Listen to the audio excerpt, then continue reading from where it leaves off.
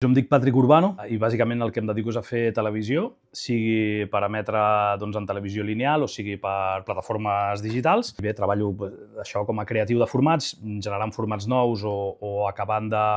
O si em porten, per exemple, una idea per generar d'aquí un programa de televisió, m'encarrego de fer aquest camí i finalment la part de la venda del client. També ara estic obrint una altra línia que és de, diguem-ne, de videojocs, però sempre aplicats amb una càrrega o bé periodística o bé cultural, i soc professor universitari d'això, de televisió, de comunicació, etc.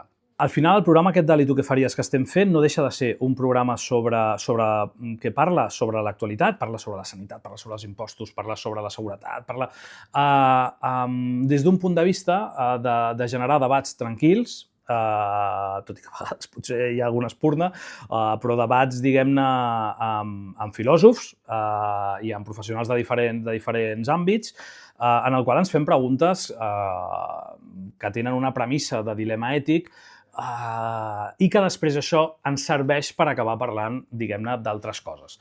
A mi m'agrada molt discutir les coses que faig i jo agraeixo molt quan la gent em diu hòstia, això que jo ho veig així, jo ho veig així, i aleshores a mi m'agrada molt entrar a discutir sobre els continguts o sobre el que he dit o sobre tal.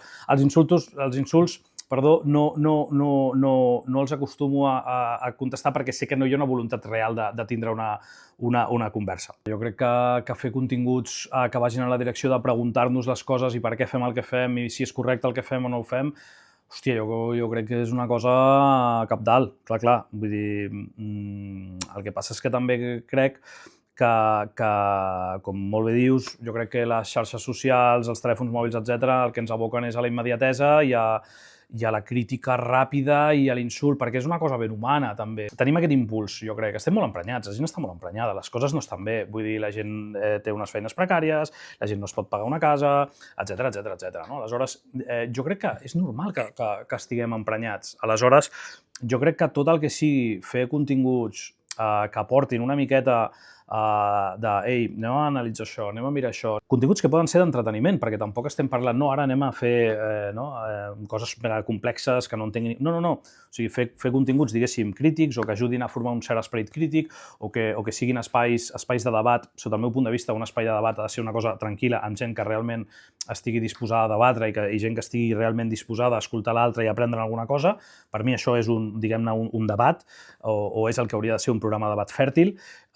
I crec que també ha d'haver-hi aquesta pota de contingut. És a dir, jo crec que és una combinació entre continguts de nínxol, entre continguts, diguem-ne, més mainstream i continguts que siguin realment de servei públic. Perquè correm el risc en aquesta època en la qual estan en discussió els serveis públics, en el qual l'estat del benestar sembla que hi ha forces, bàsicament d'extrema dreta, que posen el dubte sobre si tot això hauria d'existir.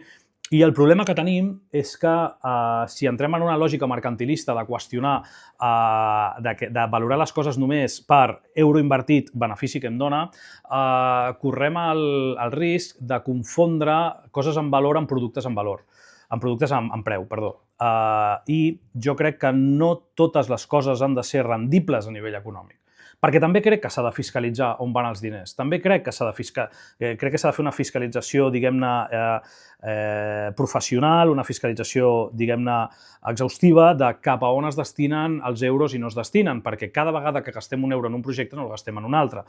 I cada vegada que es gasta un projecte en televisió no es gasta en una altra partida. És que la televisió també, una de les funcions que té quan va néixer era realment, és el que diuen, no? Informar, formar i entretenir, no? I aleshores, hòstia, no hem d'oblidar-nos també d'informar i formar, jo crec. Tot i que després ho facis una mica entretingut.